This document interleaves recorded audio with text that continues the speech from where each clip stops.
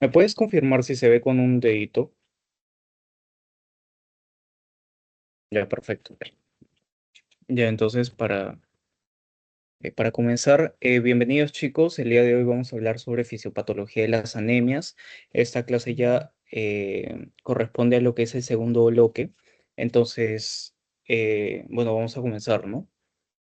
Ya, primero tenemos que definir la anemia como una condición, un síndrome donde encontramos cifras bajas de hemoglobina o deficiencia funcional de la serie roja, es decir, de los eritrocitos, de los glóbulos rojos.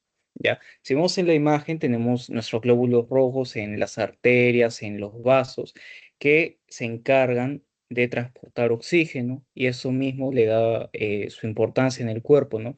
Sin embargo, en la anemia va a haber una deficiencia o de los glóbulos rojos o de la capacidad de transporte del oxígeno. Entonces, por ende, el cuerpo va a entrar en un estado hipóxico generalizado porque la sangre, esta menor cantidad de glóbulos rojos no va a poder suplir la demanda. Ahora, nosotros tenemos que entender que anemias puede parecer una clase muy difícil, pero en realidad una vez que entiendes cómo se clasifican, la clase se vuelve mil veces más sencilla, ¿ya? Se clasifica según tres tamaños: macrocítica, microcítica, normocítica, o también según su coloración, ¿no? Que viene a estar, bueno, no lo he puesto acá, pero normocrómica, hipocrómica. Sin embargo, lo importante es saber el tamaño, ¿ya? Macrocítica, microcítica y normocítica. Y el volumen corpuscular medio, que puede estar aumentado, disminuido, normal. No es que vayamos a encontrar un macrocítico con volumen corpuscular medio disminuido, no. Macrocítica va a ser siempre volumen corpuscular aumentado, microcítica disminuida y normocítica normal. Ahora, estos tres tipos de anemias o de clasificación van a tener causas frecuentes. La macrocítica va a ser la deficiencia de ácido fólico, deficiencia de B12, hepatopatías, alcohol, hipotiroidismo, fármacos y mielodisplasias. La microcítica va a ser deficiencia de hierro, talasemias, y la normocítica, anemia plásica, anemia de la enfermedad crónica, insuficiencia renal crónica, anemia hemolítica o esferocitosis. Ya. Entonces, ya conocemos que la anemia se puede clasificar según estos tres tamaños: macrocítica, microcítica y normocítica. ¿Ya? Eh, para poder clasificar si es macro, micro, normo, tenemos que conocer los valores de la sangre en laboratorio. Primero, los hematíes van a ser de 4 a 5,2 millones en mujeres, 4,5 o a 5,9 en hombres. El hematocrito en mujeres va a ser de 35 a 46, en hombres de 41 a 53. La hemoglobina de 12 a 16 en mujeres, de 13,5 a 17,5 en hombres. Y ahí llegamos o vamos a lo que es el volumen corpuscular medio, que es 80 a 100, ¿ya? Luego el HCM, que es de 27 a 33, el CHCM de 28 a 36, el AD de 11 a 15, ¿ya? Es importante conocer estos valores, más que todos los que siguen después de hemoglobina, ¿ya? Porque a partir de eso vamos a poder clasificar bien. Entonces, ¿qué van a significar cada uno de estos valores? Primero, los hematíes van a ser las células que van a transportar el O2 el O2 a los tejidos del cuerpo. El hematocrito va a ser el porcentaje de glóbulos rojos totales en el volumen de la sangre. La hemoglobina va a ser la proteína encargada en el glóbulo rojo de transportar el oxígeno de los pulmones hacia los tejidos. ¿Ya? Ahora, los valores que les dije que recuerden era el volumen corpuscular medio, la hemoglobina corpuscular media, el BCM, que va a ser el tamaño medio de los glóbulos rojos, el HCM, que es la concentración total de hemoglobina, el CHCM, que es la cantidad promedio de hemoglobina contenida dentro de un glóbulo rojo, y el AD, o la amplitud de distribución eritrocitaria.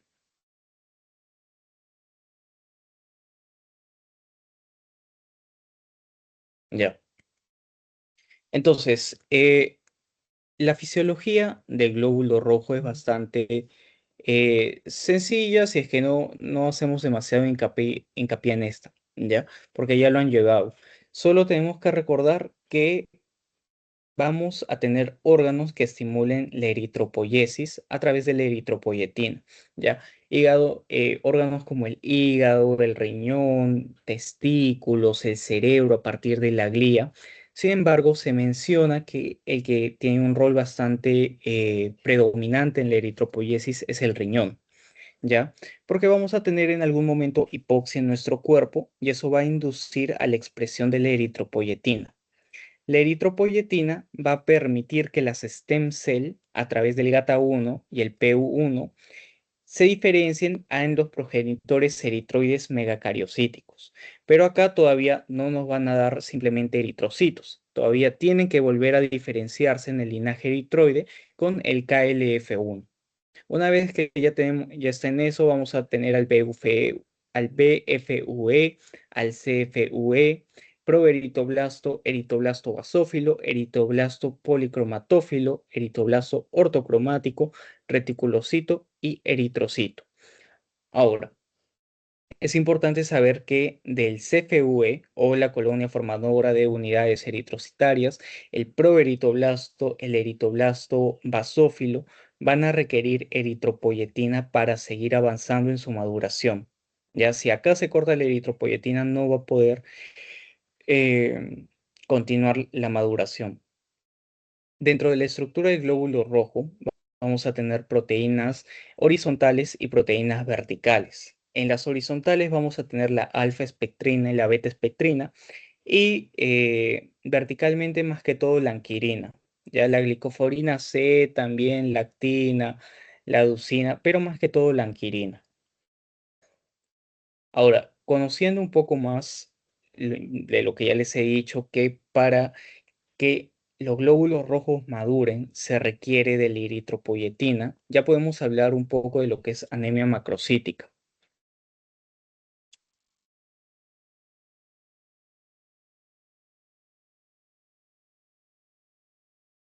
Ahora, cuando hablemos de anemia macrocítica, es decir, que tiene un volumen corpuscular medio mayor a 100, como está acá, el volumen corpuscular medio mayor a 100, nosotros vamos a estar hablando de una anemia macrocítica. Pero la macrocítica se va a dividir en dos tipos, en la macrocítica megaloblástica o no megaloblástica. La megaloblástica le podemos hacer su diferencia con citogenética y vamos a ver la médula ósea. Si la causa de la megaloblástica es en la médula ósea, va a ser una mielodisplasia. Si es por una disminución en la nutrición, va a ser por deficiencia de B12, B9, cobre. Si es por medicamentos, puede ser metrotexato, azatioprina, hidroxiurea. Ahora, si no es megaloblástica, pueden ser por una reticulocitosis, enfermedad hepática, mieloma múltiple, T4, etc. Ahora, tú vas a decir, Pablo, pero no te he entendido nada qué es megaloblástica, qué es no megaloblástica, cómo es toda esa diferenciación. Ya. Nosotros vamos a ver, ¿no? Vamos a tener a nuestro paciente que llega y les dice el cuadro típico, ¿no? Doctor, estoy cansado, doctor, estoy fatigado, doctor, mi piel está muy blanca últimamente. Entonces tú agarras y le sacas su hemograma. Le sacas su hemograma y ves un volumen corpuscular medio mayor a 100. Tú dices, ah, este paciente ya es un macrocítico. Pero ahora nosotros queremos ver qué tipo de macrocitosis es, si es megaloblástica o no megaloblástica. Entonces vemos la imagen del lado derecho. Ya nosotros le vamos a ver los reticulocitos. No sé si acá aparecían. Ya, si nosotros prestamos atención acá, vamos a tener a lo que es el reticulocito. ¿Ya? ¿Por qué es importante el reticulocito? Porque el reticulocito nos va a decir si se están produciendo eritrocitos o no. ¿Ya? Es un precursor del eritrocito. Y a partir de los reticulocitos, nosotros podemos saber si, como les digo, hay una producción o no. ¿Por qué? Nosotros vemos los reticulocitos. Entonces, si están altos, significa que hay una reticulocitosis por sangrado o hemólisis. Es decir, la médula ósea está produciendo glóbulos rojos para compensar alguna pérdida. Entonces, acuérdense, ven el tamaño y luego ven los reticulocitos. Los reticulocitos les van a ayudar para servir para saber si se están produciendo o para saber si no se están produciendo. Si hay reticulocitos altos o incluso normales, significa que se están produciendo más reticulocitos. Y si se están produciendo más reticulocitos, más glóbulos rojos, significa que el origen es de pérdida, ¿ya? No es porque algo esté mal en la médula ósea. Si se están produciendo reticulocitos es porque está habiendo pérdida, entonces el cuerpo tiene que reemplazar las pérdidas. Y el reticulocito ya actúa como eritrocito porque debido al tiempo de maduración le dicen, ya, ve a actuar tú nomás. No es como en una guerra, si pierdes a los soldados mayores, los que entran son los jóvenes. En este caso, los reticulocitos son los soldados jóvenes que tienen que entrar porque se está perdiendo el resto de soldados. Pero si por el otro lado vemos a los reticulocitos normales o bajos, nosotros agarramos y vemos el frotis, ¿ya? Si hay rasgos megaloblásticos, debemos descartar, o bueno, debemos ver los niveles de B12 o de ácido fólico, ¿ya? Si hay displasia o datos sugestivos de alguna otra enfermedad, nos concentramos en la médula ósea. Y si no hay alteraciones, debemos ver la historia clínica, fármacos, alcohol, función hepática, hormonas tiroideas y proteinograma. Pero entonces, en lo que nos concentramos es, vemos el frotis y si está megaloblástico o no está megaloblástico, ¿ya? Entonces, si está megaloblástico, significa que debemos concentrarnos en B12 o ácido fólico. Y ahí medimos, ¿no? Le sacamos otro hemograma, vemos cómo es el B12 o el ácido fólico, y ahí nos vamos a dar cuenta que el paciente podía tener un déficit de B12 o ácido fólico. Si el estudio no es concluyente, se hacen otros estudios como ácido metilmalónico o lo transcobalamina, ¿ya? Pero en general ese es el proceso, el orden con la anemia macrocítica. Llega el hemograma, vemos que es macrocítico, pedimos reticulocitos, a partir de reticulocitos altos, bajos, si son bajos o normales, vemos frotis y a partir del frotis vamos a poder sacar un poco más el origen. Ahora, la anemia macrocítica puede tener varios tipos, ¿no? Los que ya les estoy mencionando. El déficit de B12, por ejemplo, que nos da una alteración a nivel de síntesis de la síntesis del ADN, el metrotexato también, que actúa en la dihidrofolato reductasa, o una macrocitosis espuria, donde hay una mielodisplasia. Ahora, ¿cómo ocurre la anemia cuando nosotros vemos o a partir de la B12? Esperen, creo que estoy gritando. Ya creo que ya saben. ¿Cómo nosotros vemos si hay anemia? O bueno, ¿cuál es la fisiopatología de la anemia por pérdida del B12? Nosotros comemos en nuestra dieta B12, ya en algunas verduras o más que todo en verduras verdes. Entonces, nosotros comemos nuestra B12 y la ingerimos. Ya entra como proteína y B12. En el estómago, esta B12 se va a unir a lo que es la aptocorrina, ¿ya?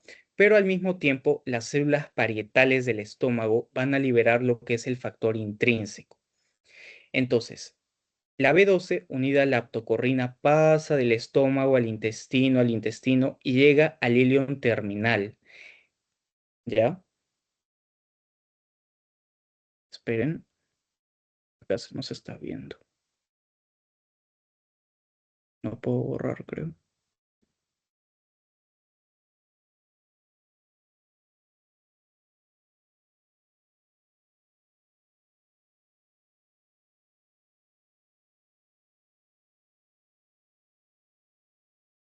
No sé por qué no me deja cambiar.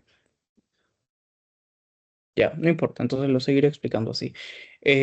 Bueno, teníamos el B12, el factor intrínseco, la aptocorrina, el B12 con el factor intrínseco llegan al duodeno, ¿no? En el duodeno se degrada perdón, el B12 llega con la aptocorrina al duodeno y en el duodeno se degrada lo que es la aptocorrina. Entonces, ahora nuestro B12 va a estar libre, pero como está libre, se une al factor intrínseco. ¿Ya? Entonces es como que primero entra con la aptocorrina, llega al duodeno, en el duodeno se separa de la aptocorrina y como previamente se había liberado factor intrínseco desde las células parietales del estómago, el B12 que está libre se une con el factor intrínseco. En el factor intrínseco o con el factor intrínseco son absorbidos a nivel del ilion terminal, ¿ya? Acá. Si están viendo esta imagen, son absorbidos acá. Entonces ingresan y el B12 atraviesa la célula y es transportada posteriormente junto a la transcobalamina por acá. No me gusta este lapicero, está muy grande. Ya está por fin. Entonces, ay, no las veo, chicas. A ver, un segundo.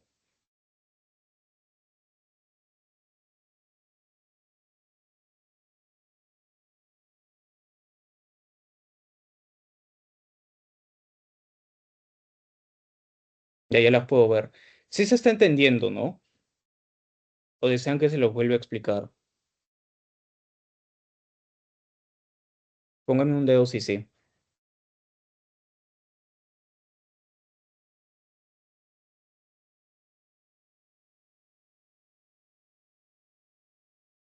Ya, ok, perfecto. Entonces atraviesa el B12 y nos vamos a quedar acá, ¿ok? Que ha llegado, que ahora está en la circulación junto a la transcobalamina, ¿ya? Ahora, antes existía este test de chilling, que ya no se usa, pero aún les van a preguntar, les van a decir qué test se usa para medir o ver la causa de la deficiencia de B12. ¿Ya? El test de chilling consistía en, primero, darles una B12 vía oral radiomarcada, ¿ya? Si posteriormente había una excreción a las 24 horas de B12 radiomarcada, entonces la causa probable de la anemia era una ingesta deficiente. Si a las 24 horas, perdón, si a las 24 horas no había esta excreción del B12, nosotros le dábamos B12 más factor intrínseco. Si ahora sí había excreción, esa era una anemia perniciosa. Si no había excreción, pasábamos al tercer paso, donde les dábamos B12 con antibióticos. Si sí había una excreción, significa que había un sobrecrecimiento bacteriano en el intestino delgado. Y si no era eso, entonces se le da un B12 con enzimas pancreáticas. Si sí hay una excreción, significa deficiencia pancreática. Y si es que no, ya bueno, se pensaba en otras causas, ¿no? Como una resección ileal o alguna otra. Entonces, ya conocemos lo que pasa con el B12, ¿no? El B12 pasa y sigue junto a la transcobalamina por las arterias. Pero también hay un componente importante, que es el ácido fólico, ¿ya? Entonces, ustedes se tienen que acordar que el B12, una vez que está en nuestro cuerpo, va a adoptar dos formas. La metilcobalamina, que se verá la trampa de folatos, y la desoxiadenosilcobalamina, que va a servir para convertir la metilmalonil-CoA en succinil-CoA. Cuando no pasa esto, la metilmalonil-CoA se queda como metilmalonil-CoA y se convierte en ácido metilmalónico. Ya, eso nos va a dar una acidosis metilmalónica y vamos a empezar a orinar el ácido metilmalónico. Eso ocurre con la desoxiadenosilcobalamina, pero con la metilcobalamina va a ingresar a lo que es la trampa de folatos. Entonces, todo comienza acá, chicos, seguro eso ya lo han visto antes. El 5,10 metil THFA o el metilén va a convertir el desoxiuretilato en timidilato, ¿ya? Esto va a servir para convertir uridina en timidina y así poder sintetizar ADN. Una vez que el metilén tetrahidrofolato ha hecho esto, o sea, ha permitido que la uridina se convierta en timidina, se va a convertir en dihidrofolato, ¿ya? Por algunos otros pasos va a convertirse después en 5-metil tetrahidrofolato. Y acá es donde ocurre la trampa de los folatos. ¿Qué quiere decir trampa de folatos? Que se queda acá. Se va a quedar como 5-metil tetrahidrofolato hasta que llegue la vitamina B12. ¿Ya? Entonces, si nosotros no consumimos vitamina B12, no va a poder salir el 5-metiltetrahidrofolato de la trampefolatos. ¿Ya?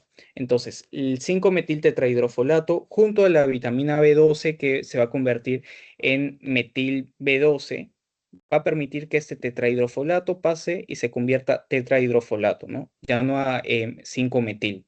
Y lo mismo va a pasar con la homocisteína, que se va a convertir en metionina. Entonces, imaginen, ¿no? Ustedes no tienen su consumo de B12 o no pueden recibir el B12 por alguna de las causas que ya les he explicado. Entonces, la trampa está activa. Y el 5-metiltetrahidrofolato no va a pasar a tetrahidrofolato, al igual que la homocisteína no va a pasar a metionina. ¿Ya? Y eso es lo que origina lo que es la anemia megaloblástica, es decir, un déficit de B12 y un déficit de ácido fólico. ¿Por qué? Porque si acá, en esta parte, el tetrahidrofolato no funciona, después no va a haber 5,10-metiltetrahidrofolato y la uridina no se va a convertir en timidina, es decir, no va a haber una síntesis de ADN. Entonces, ¿qué va a pasar con esto? Vamos a tener nuestro eritrocito, ¿no? O nuestra célula precursora eritroide que va a estar creciendo y va a decir, ya es tiempo de dividirme, pero debido a que no hay nada de uridina que se ha convertido en timidina, el ADN no va a poder replicarse, no va a poder duplicarse. Entonces el citoplasma va a seguir creciendo, pero el ADN se va a quedar compactado sin poder replicarse. Por eso en la anemia macrocítica megaloblástica vemos a nuestro eritrocito hinchado, lo vemos gigante porque el ADN de adentro no ha podido dividirse, pero el citoplasma ha seguido creciendo. Entonces la célula que en algún momento debió ser dos se quedó como una. Y de ahí viene su tamaño tan grande. Ya, eso es lo que ocurre con la megaloblástica debido a eh, falta de B12 o ácido fólico. Pero también tenemos, por ejemplo, la anemia perniciosa, ¿ya? La anemia perniciosa se va a dar debido a un ataque, una patogenia, una autohipersensibilidad por células T citotóxicas, autoanticuerpos, anticuerpos antifactor intrínseco, que van a evitar que se libere el factor intrínseco. Pueden atacar a las células parietales, pueden atacar al factor intrínseco, pueden bloquear su salida, sea que cual sea la patogenia, la fisiopatología, no va a haber factor intrínseco. ¿Ya? No va a haber factor intrínseco y nosotros que vamos a encontrar una gastritis atrófica crónica, con la mucosa delgada, pérdida de las células parietales, disminución del factor intrínseco, disminución del ácido clorhídrico, pérdida de las células principales, infiltrado de linfocitos y células plasmáticas. ¿Ya?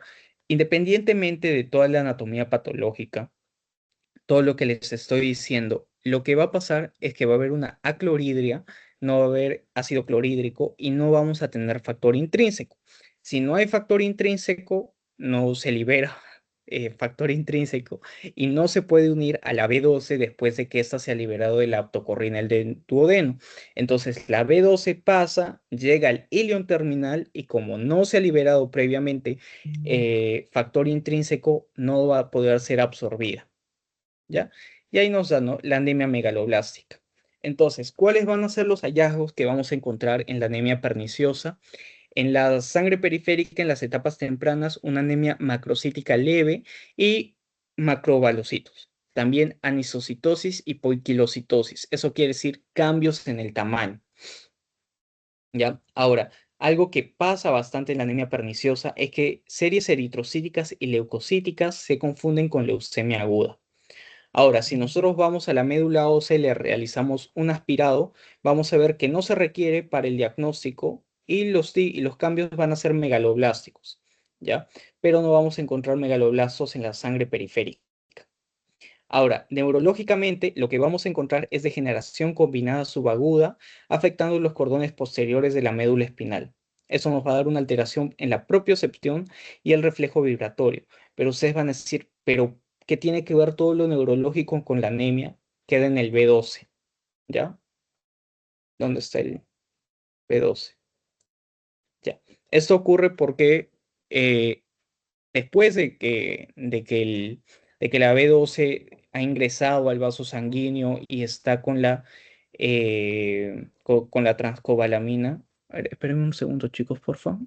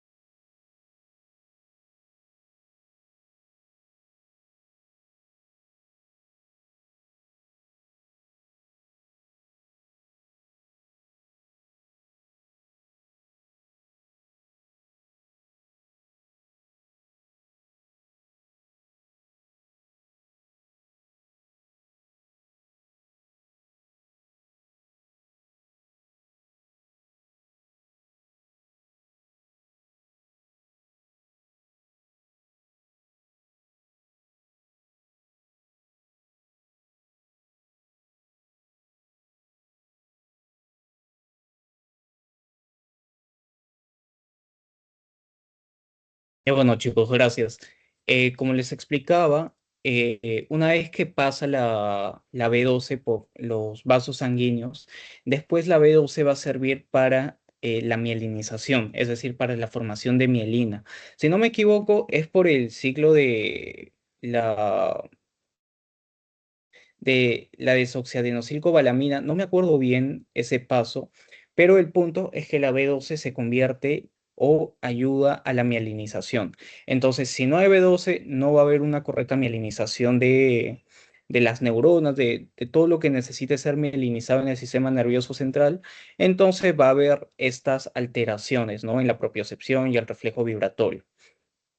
Ahora, en la anemia perniciosa vamos a encontrar el LDH y la bilirrubina indirecta altas, ¿ya? La vitamina B12 baja, anticuerpos antifactor intrínseco, incremento del ácido metilmalónico y homocisteína, aciduria metilmalónica y prueba de Schilling.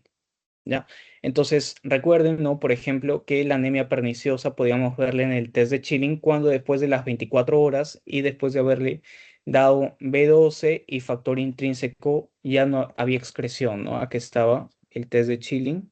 Si le damos factor intrínseco y B12 y después de las 24 horas hay excreción, entonces es anemia perniciosa. Ahora, ¿qué podemos encontrar en el cuadro clínico de lo que es la anemia perniciosa? Uno, los síntomas generales como la palidez, disnea. ¿Por qué? Porque el oxígeno no está llegando, ¿ya? Porque independientemente de toda la fisiopatología, lo que va a pasar es que los glóbulos rojos no van a poder entregar el oxígeno a los tejidos. Ahora, también va a haber una insuficiencia cardíaca de alto gasto.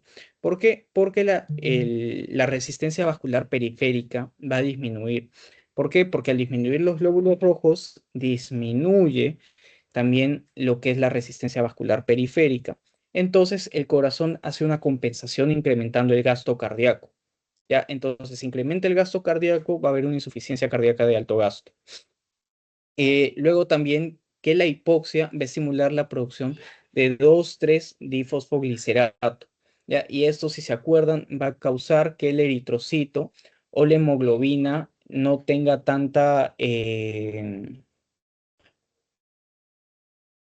he olvidado la palabra, pero es que no tenga tanta atracción hacia lo que es el oxígeno, con el fin de que el eritrocito, la hemoglobina, pueda soltar mucho más rápido el oxígeno hacia los tejidos. Porque acuérdense, ¿no? Cuando había mayor producción de 2,3-difosfoglicerato, cuando había mayor CO2, cuando la temperatura cambiaba, el, el oxígeno iba a poder permanecer menos tiempo en la hemoglobina, la iba a poder soltar más rápido. Cosa que cambiaba, ¿no? En otras circunstancias donde la hemoglobina lo que hacía era tener mayor afinidad, ahí está la palabra, mayor afinidad por el oxígeno. También vamos a tener los síntomas gastrointestinales porque obviamente está habiendo una alteración a nivel gastrointestinal, los síntomas neurológicos y una trombosis por el incremento de la homocisteína. Algo importante también, chicos, es conocer el índice reticulocitario y de distribución. ¿Por qué? Porque acuérdense que les he dicho que veamos los reticulocitos, ¿no? ¿Dónde está? Acá. Acuérdense que les dije, chicos, vean los reticulocitos después de ver el tamaño. Pero, ¿cómo lo van a ver, no? Van a ver el papel y van a decir, ah, reticulocito sí o no. No, ese no es el punto. Los reticulocitos van a tener factores o valores en todo caso, ¿no? Vamos a tener primero una ecuación para ver los reticulocitos corregidos con los reticulocitos reales por el hematocrito real sobre el hematocrito normal para la edad del sexo. Luego, el índice de producción reticulocitaria, que son los reticulocitos corregidos sobre la vida media del reticulocito.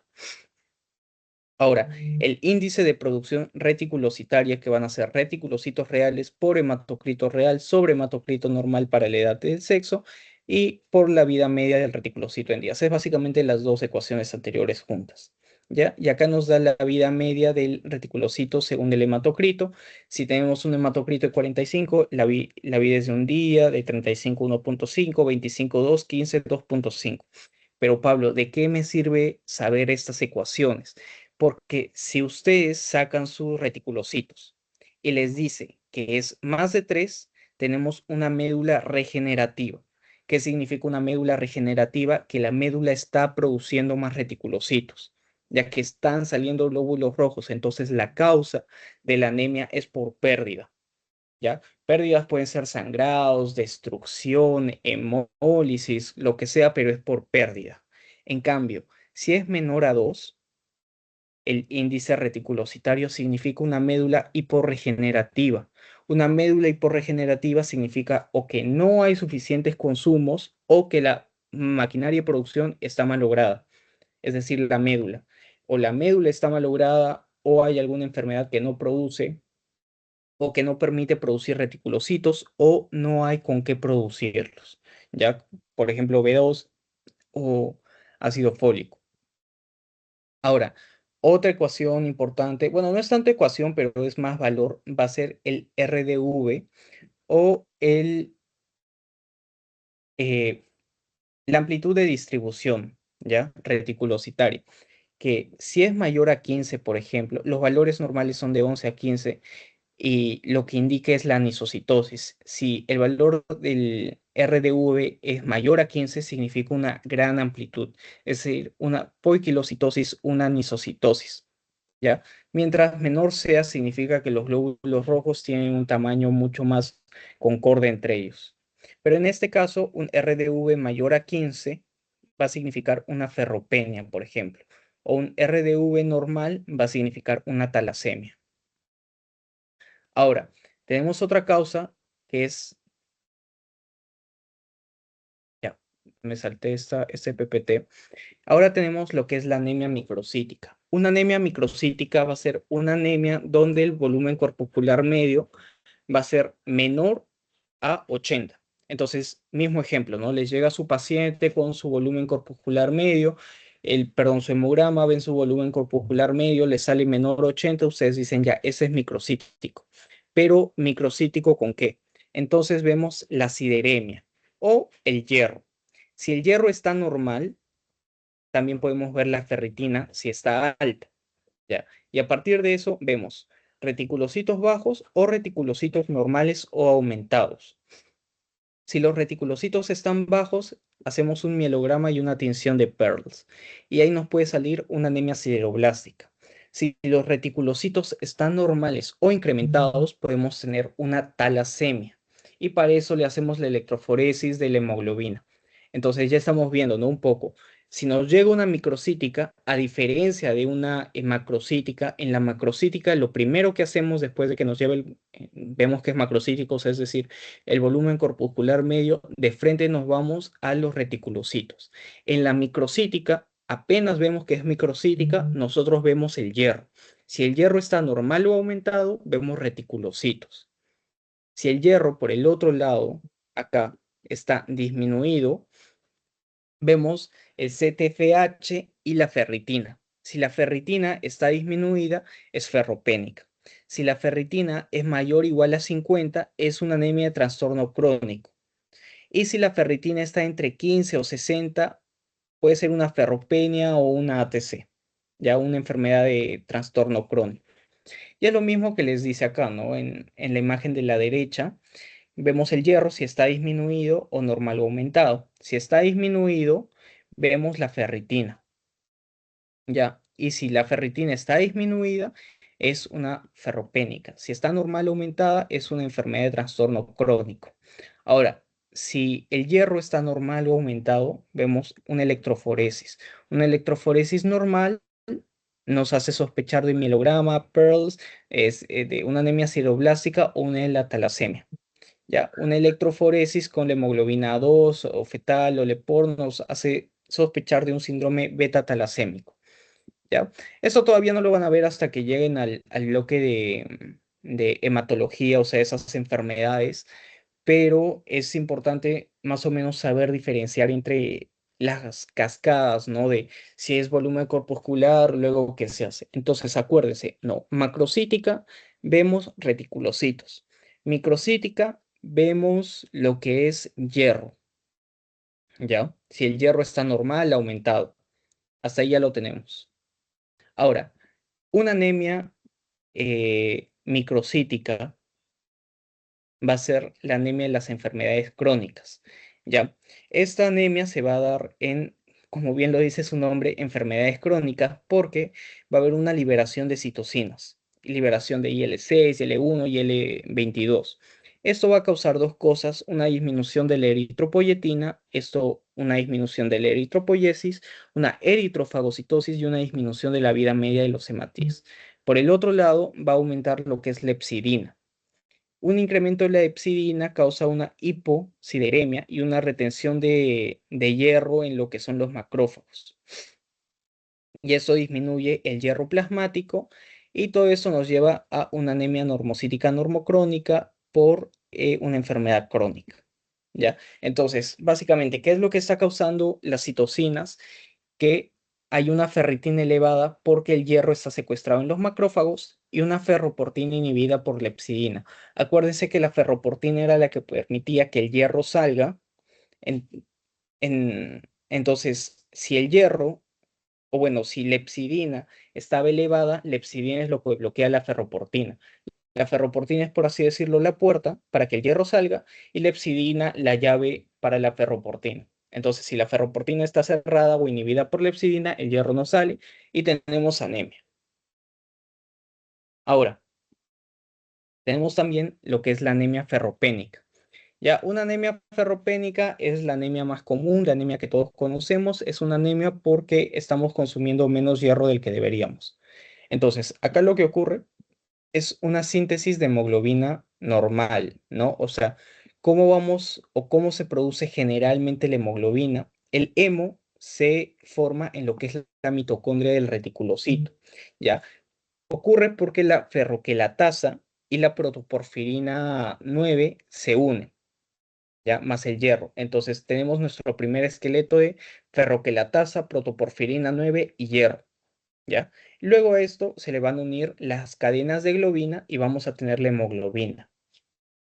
Si hay hemo suficiente, es decir, si esta primera producción está bien, la HRI o la proteína reguladora de síntesis de globina va a estar inactivada. Cuando falla la hemoglobina, el hemo, por un déficit de hierro, una falla de inserción, disminuye el hemo, el HRI se activa, bloquea el F2 y va a disminuir la síntesis de globina, ¿ya? Para evitar la acumulación de globina sin hemo. Entonces, va a haber una disminución de la hemoglobina y nos va a dar una anemia microcítica e hipocrómica, con glóbulos rojos más pequeños y más pálidos. Es por eso que así vamos, o ese va a ser el paso de la anemia ferropénica, ¿no? Hay menos hierro, falla el hemo, el HRI se activa, se bloquea el F2, hay menos síntesis de globina.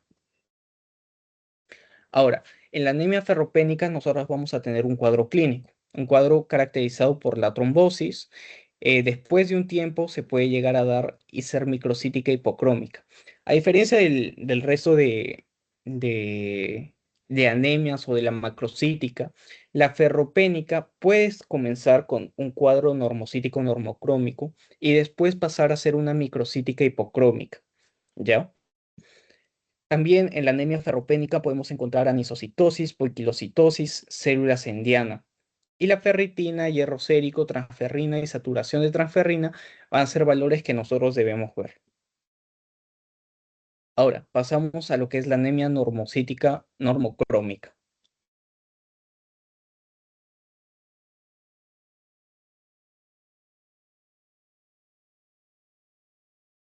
La anemia normocítica normocrómica va a estar cuando tenemos una hemoglobina disminuida, pero vemos nuestro hemograma y el volumen corpuscular medio va a ser entre 80 a 100.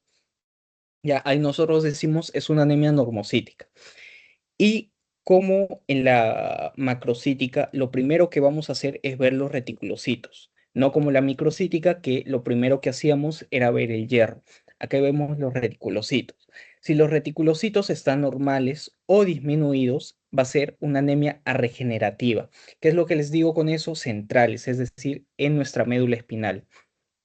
Entonces ahí le hacemos un estudio de médula ósea que nos puede dar hipocelularidad, daño medular, y eso nos va a dar una pancitopenia, ¿ya? Eso nos da una aplasia de médula ósea. Es decir, si nosotros vemos la médula ósea y vemos que hay una pancitopenia, es decir, trombocitopenia, leucopenia y una disminución de los glóbulos rojos de la línea roja. Eso nos quiere decir que hay una aplasia de la médula ósea. ¿Ya? Por el otro lado, si vemos una celularidad normal o aumentada, le hacemos un FAL, un pseudo-Heller, un dacreocitos, encontramos un síndrome mielodisplásico. Eso es para ese lado. Por el otro lado, nosotros vemos una ferritina elevada, una BCG, PCR, un síndrome constitucional, podemos tener una infiltración medular. Uy,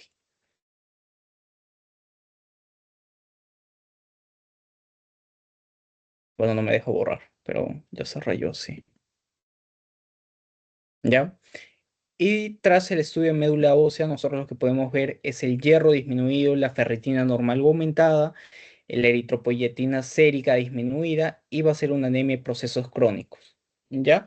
Entonces, más que todo, lo que les puede llegar a confundir es los tipos de estudio que se tienen que hacer por pasos. Pero acuérdense que acá en la normocítica, primero reticulocitos. Si los reticulocitos son normales o disminuidos, nosotros sospechamos de que es algo central. Entonces, primero hacemos un estudio de la médula ósea y de la médula ósea solo nos pueden dar dos resultados. O hay pocas células o las células están normales o aumentadas. Si hay pocas células, es una aplasia, es decir, que toda la médula ósea no está funcionando.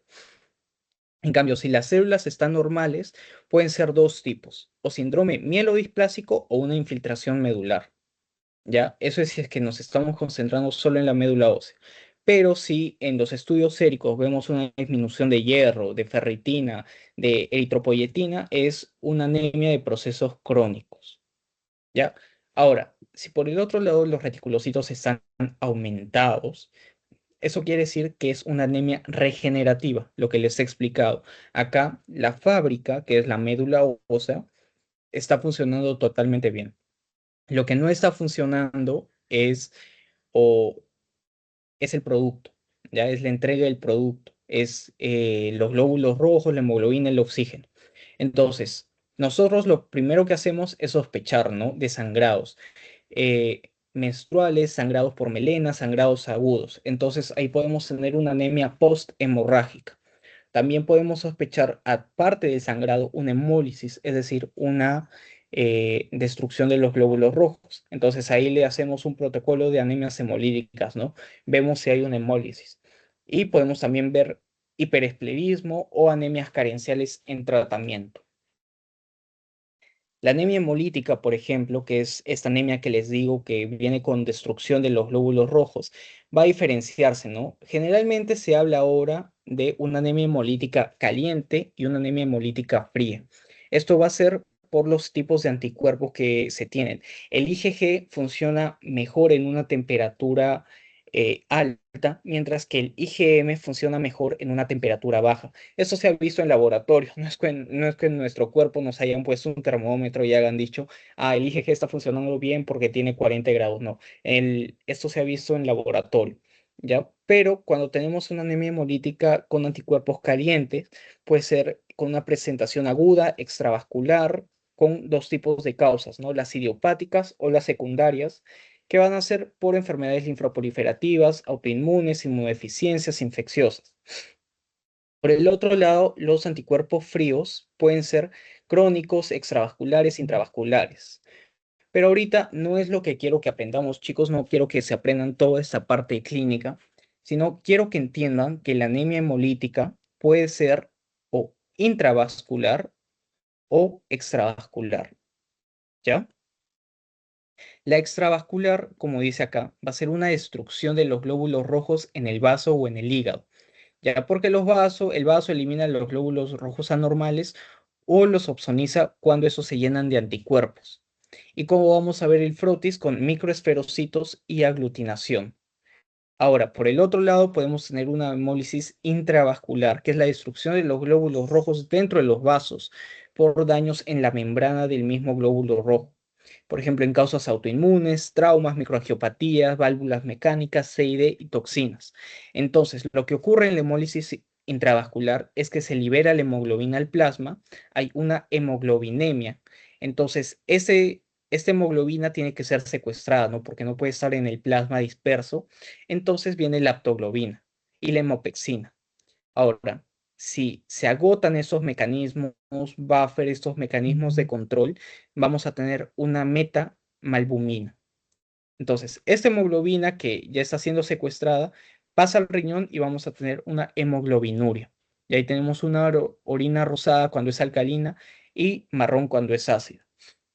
Esa parte es un poco menos complicada, pero solo quiero que entiendan, ¿no? Que la hemólisis puede ser fuera del vaso o dentro del vaso. Dentro del vaso es porque el vaso elimina los glóbulos rojos que no tienen la forma adecuada o porque tiene anticuerpos.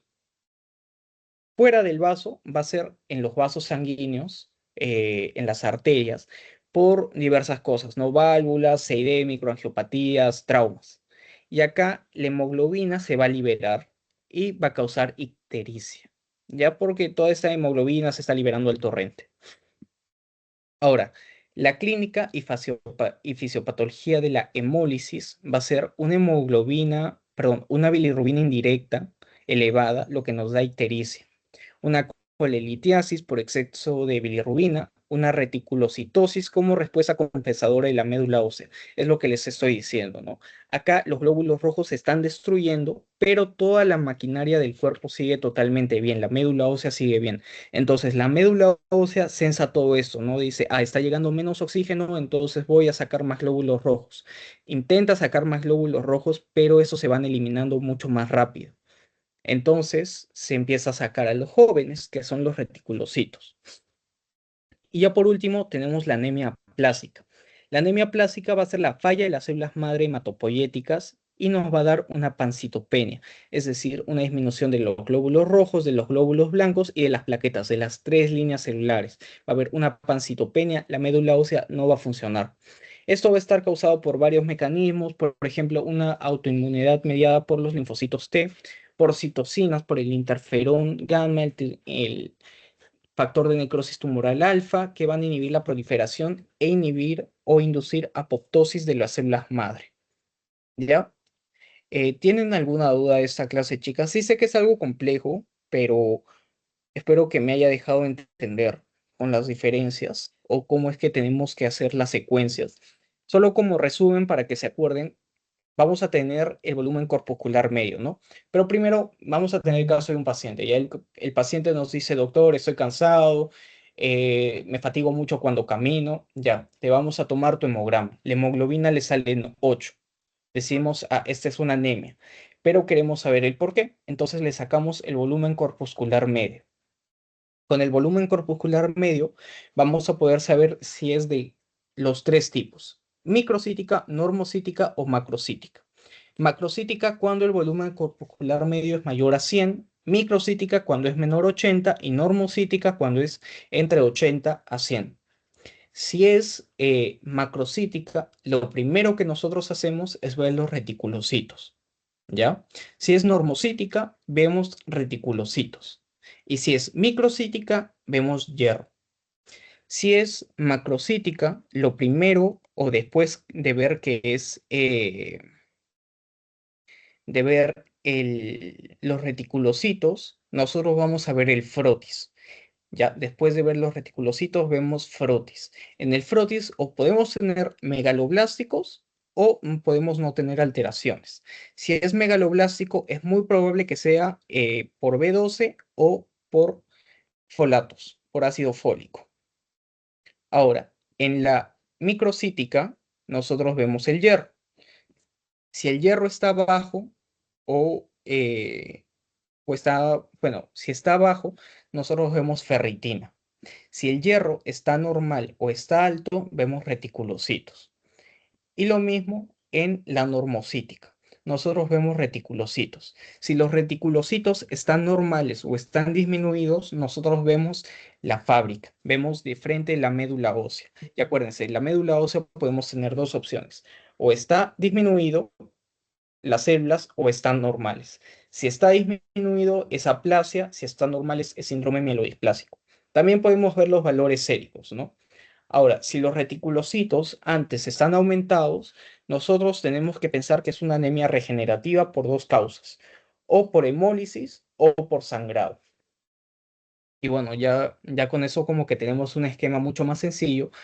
En Fisiopato no les van a preguntar mucho sobre si es que tenemos hierro alto o si es que tenemos ferritina alta, cuál es el tipo, ¿no? Le van a preguntar un poco más por el proceso que yo les acabo de dar, pero si tienen alguna duda, ya saben, me la hacen llegar. La próxima clase le estamos quedando, si no me equivoco, para el sábado. Y bueno, ahí vamos a ver coagulopatías y no recuerdo cuál es la otra clase, pero ya se las voy a estar enviando. ¿Tienen alguna duda, chicas? O si no, pónganme el dedito.